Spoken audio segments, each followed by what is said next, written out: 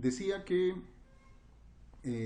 teníamos un fenómeno social muy importante. A partir de los años mediados de los 50 y 60 se va a registrar un gran proceso migratorio del campo a la ciudad, hacia Lima y algunas otras ciudades de la costa, el crecimiento explosivo de Chimbote, por ejemplo, que va a cambiar el rostro urbano, que va a cambiar el rostro del proletariado, y le va a dar la nueva composición, ¿no? Es el surgimiento de lo cholo, como lo definió Quijano, del zorro de arriba y el zorro de abajo, como nos lo decía tan bellamente el amauta José María Arguedas. Y bueno,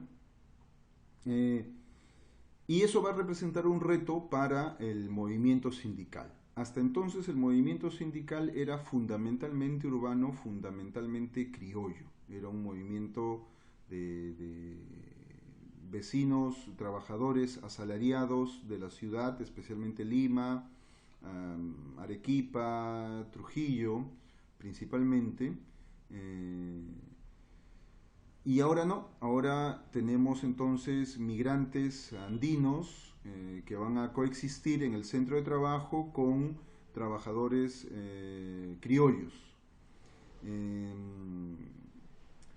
y entonces ese encuentro va a ser un encuentro muy interesante, es un encuentro conflictivo, es un encuentro tenso, pero al mismo tiempo es un encuentro que promete soluciones, que promete perspectivas, que promete avenidas nuevas de la acción colectiva. Y al mismo tiempo tenemos entonces en lo político Velasco, ¿no? En fines de los 60 hay un golpe militar y asume un líder militar con ideas nacionalistas, pero este sí es coherente y es sincero en sus ideas nacionalistas, no como otros, y va a llevar a cabo un proceso bastante paradójico, ¿no? El gobierno de Velasco es una gran paradoja, porque formalmente es una dictadura, es un gobierno autoritario que no ha sido elegido en un proceso democrático, pero al mismo tiempo, si uno ve la mirada larga de la historia, es innegable que es uno de los gobiernos cuya acción ha tenido el carácter más democratizador. Ha sido un gran esfuerzo de democratización social, económica, cultural, más importante. El indígena no va a ser nunca lo mismo antes y después de Velasco. El quechua, lo andino, va a sufrir una gran transformación con este gobierno. Y al mismo tiempo el movimiento sindical. Por primera vez el Estado peruano va a tolerar y eventualmente va a proteger incluso a los trabajadores y la organización de los trabajadores. El gobierno de Velasco es uno de los periodos donde el movimiento sindical crece muy fuertemente. Entonces, y esto va a permitir a las fuerzas de izquierda, ya esta vez mucho más variadas, ya no solo un partido comunista, sino la nueva izquierda, corrientes trotskistas, maoístas, en fin, todo el abanico variopinto de la izquierda va a poder activar y va a poder tener presencia en distintos espacios del mercado laboral de los trabajadores asalariados. Y se va a conformar entonces un nuevo sindicalismo clasista que va a tener un carácter nacional en el sentido más grande, más amplio de la palabra. Es decir, en el centro de trabajo, la fractura que había entre criollos y andinos, entre criollos y serranos, va a ser resuelta, va a ser integrada, va a haber una amalgama a partir de la acción del sindicalismo clasista. El sindicalismo clasista reúne aquello que estaba separado, une aquello que era diferente y le da una identidad y le da una voz y le da una dirección. Y así entonces vamos a tener un movimiento sindical joven, moderno, ciudadano, que va a ser el principal actor durante la década de los 70s, 80s, hasta el inicio de los 90s.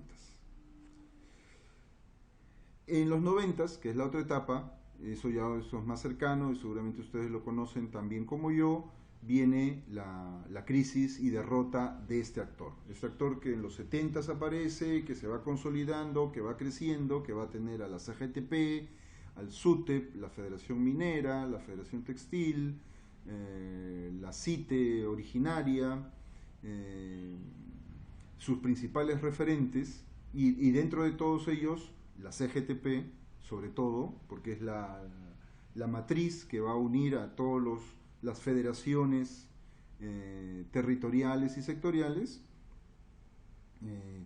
Este actor en los 90s va a sufrir una seria derrota, una derrota política, una derrota ideológica,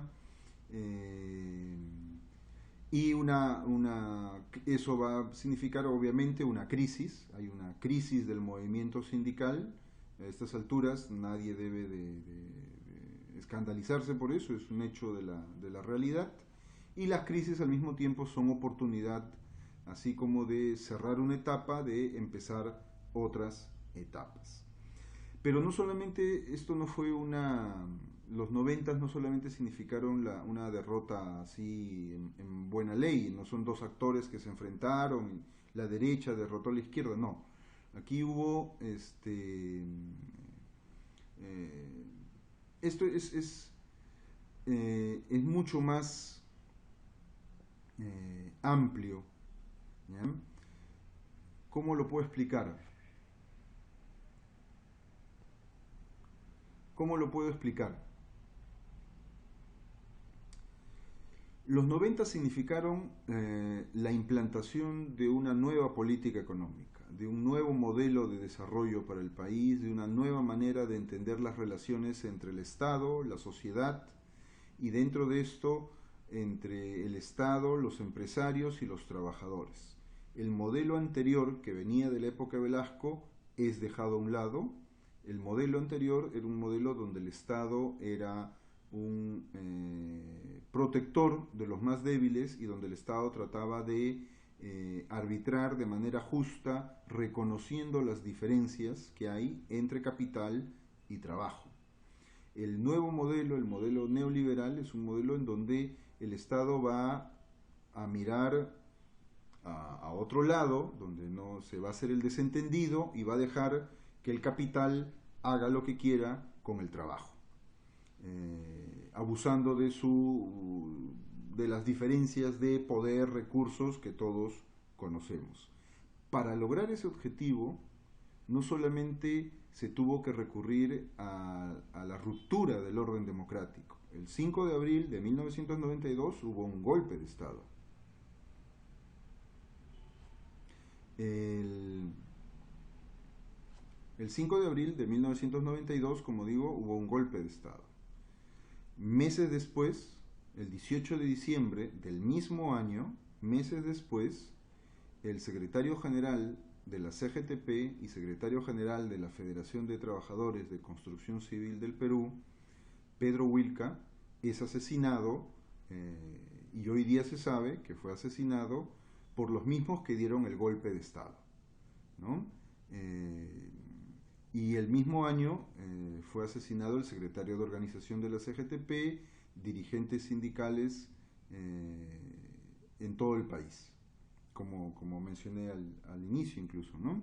Entonces, ya sea por acción del Estado y sus fuerzas y sus grupos militares, como el Grupo Colina, o los grupos terroristas como Sendero Luminoso, que también se dedicó en aquellos años a asesinar a dirigentes sindicales y populares que no compartían sus ideas terroristas. Entonces es eso, es un periodo de mucho conflicto, de mucho enfrentamiento, o para decirlo con la jerga antigua, es un proceso de lucha de clases muy difícil, muy brutal, donde la fuerza, donde las ideas neoliberales se impusieron a sangre y fuego, se impusieron asesinando dirigentes sindicales y populares. Y entonces a partir de los 90 vamos a tener neoliberalismo. ¿Y qué cosa es el neoliberalismo? Yo no voy a hacer una charla sobre eso, pero muy rápidamente quiero señalar algunos puntos. En primer lugar, es predominio del mercado como criterio de distribución de todos los bienes y servicios y recursos. O sea, ya no hay un criterio político. El criterio político es aquel que dice, bueno, vamos a darle al que más necesita, al que está más atrás, el más débil, ¿no? El criterio de mercado es las cosas se reparten según el tamaño del bolsillo de la gente. Si tienes plata, tienes acceso al mercado. Si no tienes plata, no tienes acceso al mercado. Junto con eso vino una ola de privatizaciones.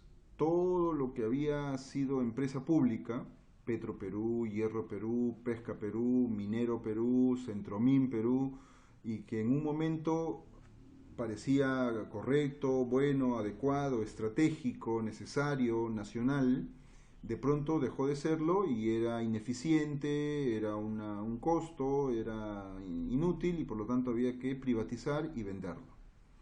Y en el Perú el neoliberalismo hizo de las suyas, se ha vendido prácticamente todo y se ha vendido muy barato. Junto con eso hubo una reducción de dos roles, es decir, hubo un cambio en la mentalidad del Estado. El Estado dejó de ver dos actividades que tradicionalmente habían sido vistas como servicio social, como derecho de los ciudadanos frente al cual el Estado les da un servicio, y ahora iban a ser vistas como negocios, como actividades lucrativas, educación y salud. Por lo tanto, han habido grandes esfuerzos por privatizar, municipalizar, concesionar, en fin, con el nombre que quieran, pero al final de cuentas se trata de privatizar la educación y la salud.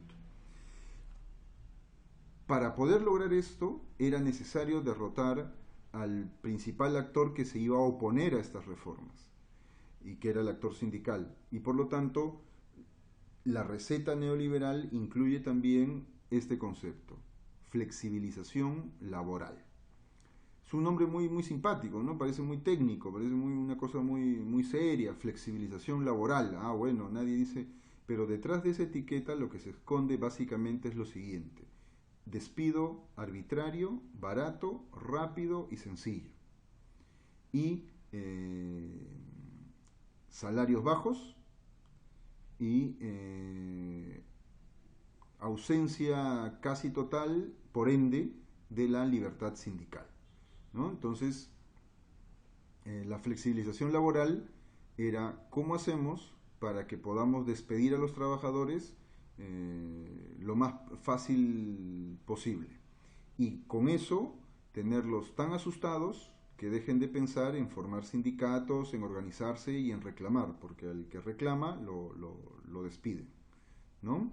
Eso es la flexibilización laboral, que ha significado entonces contratos temporales, regímenes especiales y todas las cosas que conocemos.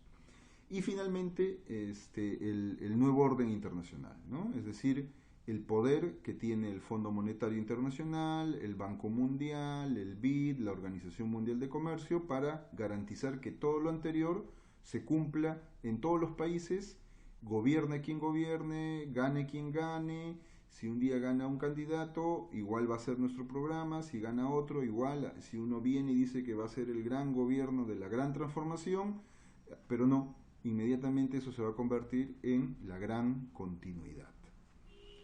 Entonces, ¿qué cosa es lo que nos ha dejado este periodo, de los 90 a la actualidad? ¿Qué es lo que tenemos? En 1970 el movimiento sindical llegó a su pico más alto de crecimiento.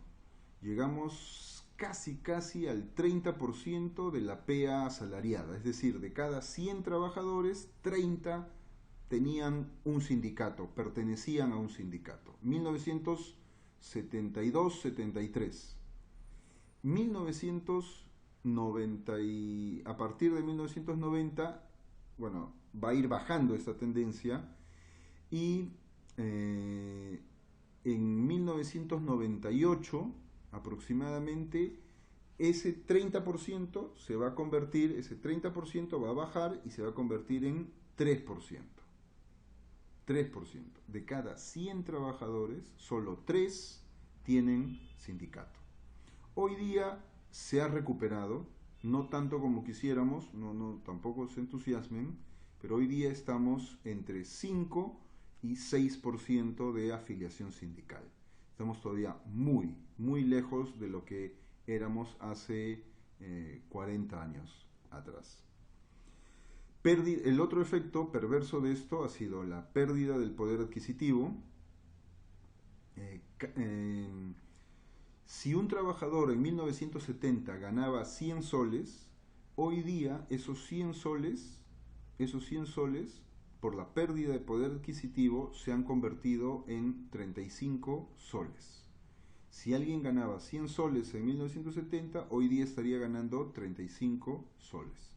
Entonces hay una caída brutal de la capacidad adquisitiva, a pesar que desde los años 90 la economía peruana está creciendo y en el último periodo, la última década, ha crecido muchísimo más. Entonces, ¿y dónde está ese crecimiento? Bueno, eso ustedes lo saben mejor que yo. Eso está en las utilidades de las empresas, de las grandes empresas internacionales que se llevan el dinero afuera, pero no está en los bolsillos de los trabajadores. Junto con eso, otro efecto que tenemos es la pérdida de la negociación colectiva. Los menos trabajadores cada vez negocian menos. La pérdida de la negociación colectiva se afecta de la siguiente manera, muy rápidamente. Primero, cada vez hay menos trabajadores que presentan y que logran firmar un convenio colectivo, es decir, se ha reducido la cobertura de la negociación colectiva, ¿no? O sea, antes era un número, eran 100 trabajadores, ahora son 40 trabajadores los que tienen convenio colectivo. Segundo, cada vez hay menos convenios colectivos. En 1970 aproximadamente, en un año de la década, se firmaban entre 1500 y 1600 convenios colectivos en todo el país. En los últimos años, el promedio está entre los 100 y los 150 convenios colectivos en todo el país. Entonces hay una reducción del número de convenios. Y finalmente hay una reducción en el contenido. Cuando yo era muy joven, era estudiante, empecé a meterme en este tema sindical y yo revisaba algunos convenios de los años 70, de los años 80, y los convenios colectivos eran un cuadernillo, era un pequeño ladrillo de cláusulas y acuerdos, y estaba todo muy bien. Y de pronto en los 90s y en la última década los convenios son una hoja, 2 hojitas, donde lo único que está es el aumento y se acabó, no hay más. Eso significa que los convenios no solamente han perdido en número, en cobertura, sino también en calidad. Cada vez hay más convenios con menor cantidad y calidad de cláusulas. Bien, con esto también tenemos otro elemento negativo que nos ha dejado el neoliberalismo, es la pérdida de la estabilidad laboral, lo que ya he mencionado hace un momento. Tenemos un mercado laboral mucho más heterogéneo, ¿no? Entonces hay trabajadores con distintos regímenes, no solo en el sector público, sino también en el sector privado, con lo cual va a crear trabajadores que tienen más derechos y otros trabajadores que tienen menos derechos, que tienen más ingresos y menos ingresos de manera arbitraria, a pesar de que muchos de ellos realizan la misma labor y por lo tanto no deberían de haber esas diferencias. Otro efecto que también lo señalé, pero lo insisto, es el despido barato, sencillo, rápido y con y a la total disposición del empleador. El empleador tiene el control absoluto del despido del trabajador en el caso peruano. No es así en otros países. En los países civilizados, la lógica es que un trabajador no puede ser despedido porque sí, porque despedir un trabajador no es una cosa sencilla. O sea, en este mundo trabajar es la manera en que la gente se gana la vida. Quitarle a uno la posibilidad de ganarse la vida es casi condenarlo a la muerte. Entonces no es algo sencillo decir despido a trabajadores. Por lo tanto, el derecho laboral de otros países civilizados pone muchos atingencias y regula y establece mecanismos para que se ejerza, efectivamente el empleador puede tener derecho de prescindir de trabajadores, pero tiene que hacerlo bajo determinadas condiciones. Un efecto de todas estas cosas, de todos estos efectos perversos del neoliberalismo en el mundo del trabajo, ha sido efectivamente la reducción de la actividad sindical, ¿no? De la actividad sindical. Bien. Y entonces esto al final, ¿cómo va dibujando el panorama? En verdad, entonces, por eso cuando yo decía que se había tratado de una derrota, de una crisis, o sea, es así. O sea, tenemos que ser conscientes de lo que teníamos y lo que hemos perdido y dónde hemos estado para partir de allí, de un análisis serio, un análisis honesto, saber cómo podemos avanzar. Tenemos un movimiento sindical muy reducido, un movimiento sindical orgánicamente débil, un movimiento sindical disperso. Predominan los sindicatos pequeños, los sindicatos de empresa. En otros países lo que predomina son los sindicatos de rama, en el cono sur, Argentina.